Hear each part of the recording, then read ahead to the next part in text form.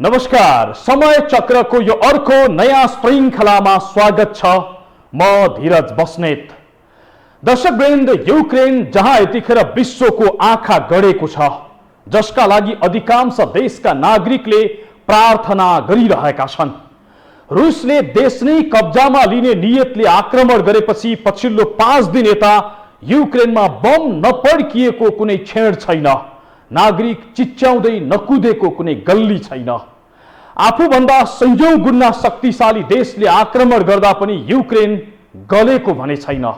बरु एकै दिनमा कब्जा गरौँला झै गरेर आक्रमण थालेको रुस बिस्तारै धर्मराउन थालेको छ। युक्रेनका राष्ट्रपतिले देखाएको राष्ट्रप्रेम, युक्रेनी जनतामा आएको राष्ट्रियताको छाल र विश्व समुदायको सहयोगले युक्रेन डटेर लडिरहेको छ रुस विरुद्ध। 9 लाख सेना पालेर बसेको, सेनामा खरबौं लगानी गरेको, आफूभन्दा 28.5 गुणा ठूलो देश रुससँग युक्रेन कसरी लडिरहेको छ, कसरी रुसलाई धर्मराउने अवस्थामा पुर्याएको छ, हेर्नुहोस् यो रिपोर्टमा।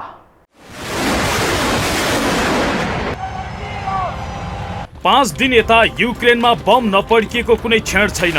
त्रासमा नागरिक नदौडिएको कुनै गल्ली छैन। रुसले देश नै कब्जामा लिने नियतले आक्रमण गरेपछि युक्रेन त्यसको प्रतिवादमा उत्रिएको छ। अत्याधुनिक हतियार र मिसाइल सहित आफ्नो भूमिमा प्रवेश गरेका रुसी सेनाको युक्रेनले सामना गरिरहेको छ।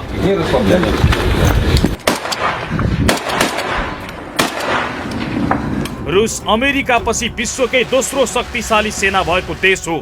यति मात्रै होइन, रुसले सन् 2020 मा मात्र रक्षामा 4 खर्ब 61 अर्ब भन्दा धेरै रकम खर्च गरेको छ, जुन नेपालको कुल बजेटको 3 भागको 1 भाग हो। 9 लाख सेना पालेर बसेको रुससँग जम्मा 2 लाख सेना भएको युक्रेन कसरी भिडिरहेको छ? आफ्नै भूमिमा आएर आक्रमण गर्दा 5 दिनदेखि कसरी टिकिरहेको छ युक्रेन?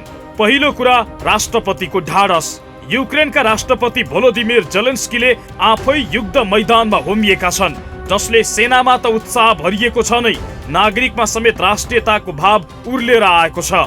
अमेरिकाले युक्रेन छाडेर आफ्नो देशमा आउन आग्रह गरिरहँदा उनी मरे आफ्नै देशमा मर्छु भन्दै युक्रेनमै बसिरहेका छन्।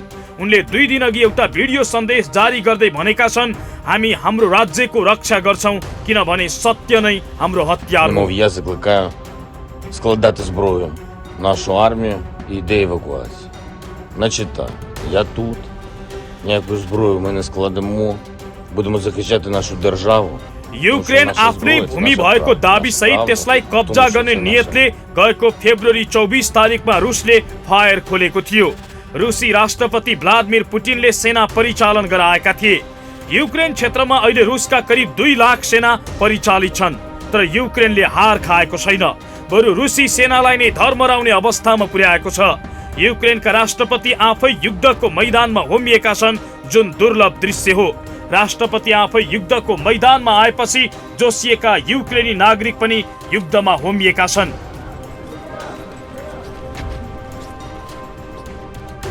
राज्यले बाँडेको हतियार बोकेर आफ्नो देश जोगाउन उनीहरू लामबद्ध भएको दृश्यहरू भाइरल भएका छन्।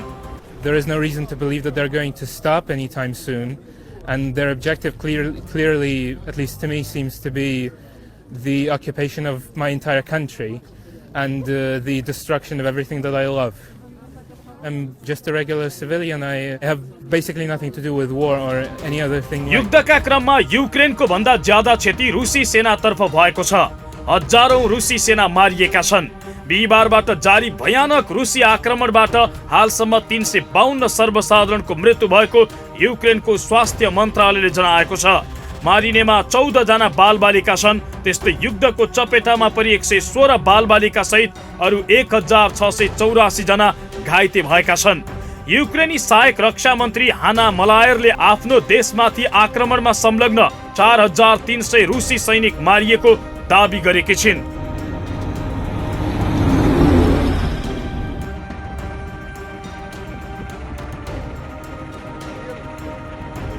उनले सार्वजनिक गरेको क्षतिको विवरणमा 4300 रुसी सैनिक मारिएको, 27 रुसी विमान खसालिएको, 26 हेलिकप्टर खसालिएको, 146 ट्याङ्क ध्वस्त पारिएको, 706 सशस्त्र सवारी साधनमा क्षति पुर्याइएको, 49 वटा रुसी तोप नष्ट पारिएको, एउटा हवाई रक्षा प्रणाली ध्वस्त पारिएको, 4 वटा रकेट प्रहार गर्न सक्ने प्रणाली नष्ट गरिएको दाबी गरिएको छ।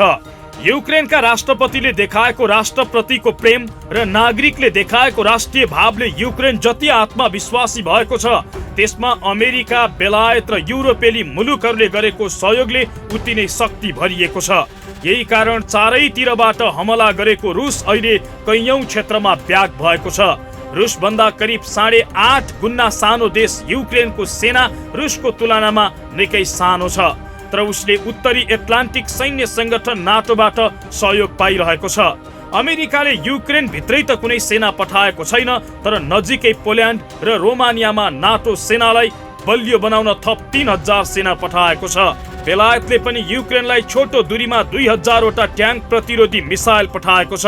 350 भन्दा बढी सेना पोल्यान्डमा पठाएको छ भने इस्टोनियामा थप 900 सेना पठाएर आफ्नो सैन्य क्षमता दोब्बर बनाएको छ। कठोर युक्रेनी प्रतिरोधका कारण रुसी सेनाको आक्रमणले गति लिन नसकेको अन्तर्राष्ट्रिय सञ्चार माध्यमले लेखेका छन्। सामाजिक सञ्जालमा सार्वजनिक तस्बिर र भिडियोमा बन्दोबस्तीको सामानको पहुँच नपुगेको र युक्रेनी प्रहारबाट ध्वस्त भएका कारण रुसी सैनिक, सवारी साधन र अन्य सैनिक उपकरणहरू सडकमा त्यसै अलपत्र छाडिएको देख्न सकिन्छ।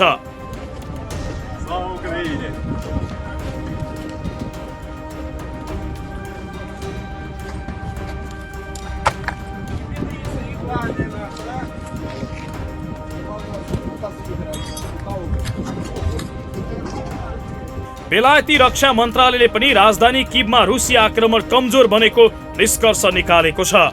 युक्रेन कब्जा गर्न फायर खोलेको रुस आफै सङ्कटमा परेको छ।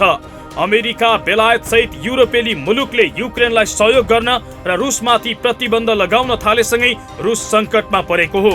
यही सङ्कटका कारण वार्तामा बस्नै नचाहेको रुस बाध्य भएर अहिले वार्तामा आएको छ। युरोपेली युनियनले रुसी हवाई जहाजलाई युरोपेली आकाशमा प्रयोग गर्न नदिने निर्णय समेत गरेको छ। यस्तै रुसी मिडियाहरू पनि अन्तर्राष्ट्रिय प्रतिबन्धको शिकार भएका छन्। फेसबुकले रुसको टेलिभिजन च्यानल RT को पेजमा विज्ञापनको सुविधामाथि बन्देज लगाइदिएको छ भने युरोपेली युनियनले पनि युरोभर RT, स्पुत्निक जस्ता रुसी मिडियामाथि बन्देज लगाइदिएको छ। यता रुसलाई अन्तर्राष्ट्रिय बैंकिङ सञ्जाल स्विफ्टबाट निकाल्ने विषयमा पश्चिमा मुलुकहरूमा चर्चा चलिरहेका बेला रुसका बैंकमा पैसा निकाल्ने मानिसहरूको लाम लाग्न थालेको छ। कुनै पनि बेला स्विफ्टबाट रुस बाहिरिन सक्ने र यसबाट रुसी मुद्रा रुबलको भाव घट्ने भएका कारण रुसमा मानिसहरू बैंकबाट पैसा निकाल्न हतारिएका हुन्। यस्तै रुसको केन्द्रीय बैंकले सम्भावित अन्तर्राष्ट्रिय प्रतिबन्धलाई ध्यानमा राख्दै ब्याज दर भत्तै बढाएको छ। अर्थात् रुस आफै सङ्कटमा परेको छ युक्रेन माथिको आक्रमणले। सायद राष्ट्रपति देश छाडेर सुइकुच्चा ठोक्ते भने यतिखेर युक्रेन रुसको भइसक्ने थियो। राष्ट्रपति भोलोदिमिर जेलेन्स्कीले जुन अदम्य साहस देखाए त्यसैको जगमा युक्रेनी सेना र नागरिक रुस विरुद्ध लडिरहेका छन्। नेतृत्व सही ठाउँमा सही तरिकाले खुट्टा टेकेर उभिन सक्यो भने जनता ज्यान फाल्न समेत तयार हुन्छन् भन्ने उदाहरण युक्रेनले दिएको छ।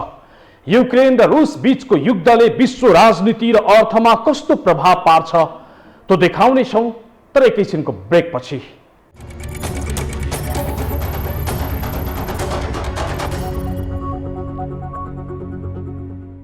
दर्शक वृन्द, आजको समय चक्रमा रुसले युक्रेनमाथि गरेको हमला र त्यसले पुरै विश्वदेखि नेपालसम्म पुर्याउन सक्ने प्रभाव देखाइरहेका छौं। रुसको आफ्नो शक्ति प्रदर्शन गर्ने एउटा कमजोर छिमेकीमाथि जसरी आक्रमण गरेको छ उसले, यसले हिसाब किताब पुरै विश्वले राख्दै गरेको होला र राख्ने छ पनि। तर यो आक्रमणले विश्व राजनीति र अर्थ राजनीतिमा कस्तो प्रभाव पार्न सक्छ, हेर्नुहोस् यो रिपोर्टमा। युक्रेनमाथि रुसी आक्रमणको घटनाले एकसाथ यता विश्व राजनीति तरङ्गित छ। युक्रेन र रुस बीचको द्वन्द्वले विश्वका धेरै देशलाई कस्तो असर पर्ला र पार्छ भन्ने बहस सुरु भएको छ। विश्वका शक्तिशाली राष्ट्रहरूबीच कसको पक्ष र विपक्षमा उभिने भन्दा नि ती दुई देश बीचको द्वन्द्वले आफूहरूलाई कस्तो असर पार्छ भन्ने लेखाजोखामा लागेका छन्। युक्रेनमा जारी युद्धले नजिकै रहेको युरोप होस् वा हजारौं माइल टाढा रहेको अमेरिका सबै देशका लागि टाउको दुखाइको विषय बनेको छ। रुसको आक्रमणबाट 4 करोड 40 लाख युक्रेनी जनता प्रभावित भएका छन्। साथै युरोप र अमेरिकालाई पनि असर पर्ने देखिएको छ। रुसले चालेको युक्रेन विरुद्धको कदमले विगतमा सोभियत संघमा आबद्ध पूर्वी युरोपियन मुलुकहरूको सुरक्षामा समेत चुनौती थपिने अनुमान छ। यसले सन् 1989 पछि विश्व व्यवस्थालाई पुनः परिभाषित गर्दै अमेरिकी दबदबालाई परिवर्तन गर्न सक्ने आकलन हुन थालेको छ। युक्रेन बाहेक अरू चाहिँ 14 टुक्राको पनि कजाकिस्तान उज्बेकिस्तान यो सबैले के गरेछ भन्दाखेरि एकले अर्को सैनिक सहयोग गर्ने। अस्ति कजाकिस्तानमा चाहिँ विद्रोह गराउन खोज्यो तर चाहिँ ठ्याक्क रसियन आर्मी ट्रुप पनि गइदियो किनकि अमेरिकाले खोजेको के हो भन्दाखेरि यदि चाहिँ त्यहाँ विद्रोह गरेर डिस्टर्ब गर्न सक्यो भने यो युक्रेनको सिमानामा बसा फौजी यतातिर आउँछ भनेर डिभाइड गर्न सकिन्छ कि उसको आर्मीलाई भनेको सकेन। चाइनाले पनि रसियाले पनि कजाकिस्तानलाई सपोर्ट गरेर त्यो रिबेल क्रस गरिदियो र तिनीहरूको के छ भन्दाखेरि सबैको एक अर्को सोभियत फर्मल स्टेटहरूको सेक्युरिटी एरेन्जमेन्ट छ। त्यसमा नगइकन अमेरिकातिर लाग्ने गरेपछि ल खाउ त त्यो भनेर अमेरिकाले सपोर्ट गर्नु पनि आफैका मिसाइल र ठुल्ठुलो र उहरू भएको हान्न सक्ने क्षेपास्त्र त्यसैले चाहिँ वारको रिस्क लिएन।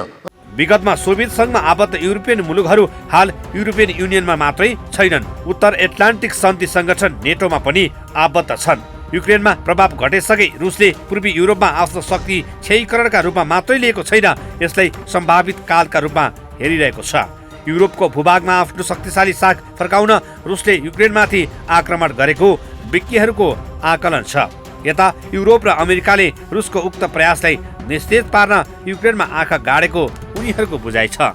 रसियन स्पिकिङ पिपुल पनि त्यत्तिकै छ।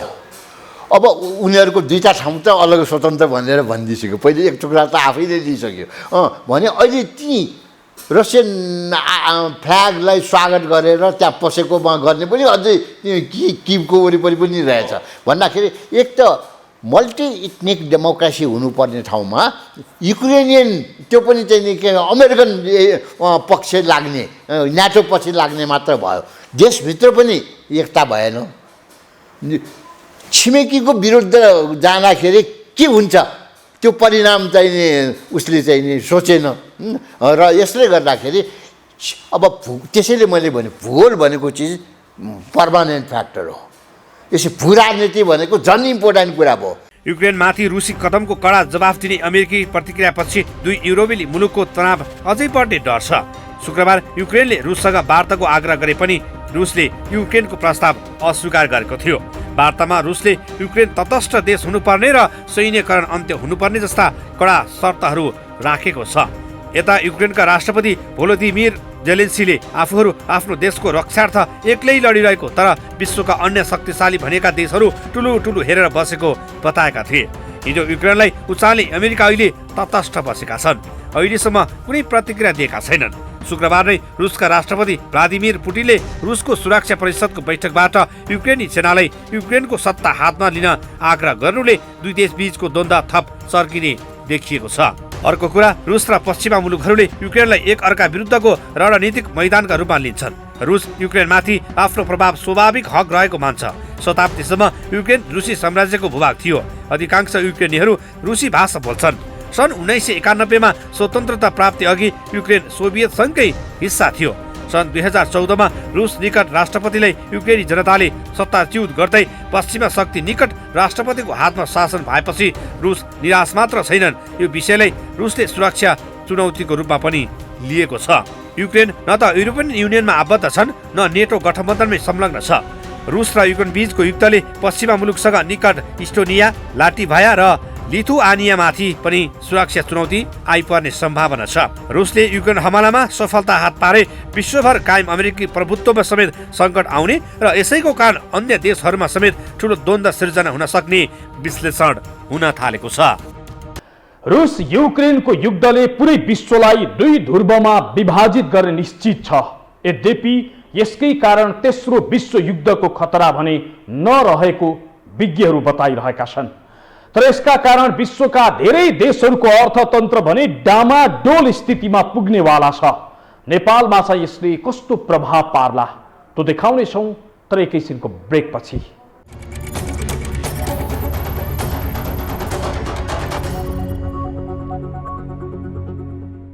दर्शकवृन्द, आजको समय चक्रमा रुसले युक्रेनमाथि गरेको हमला र त्यसले पुरै विश्वदेखि नेपालसम्म पुर्याउन सक्ने प्रभाव देखाइरहेका छौँ।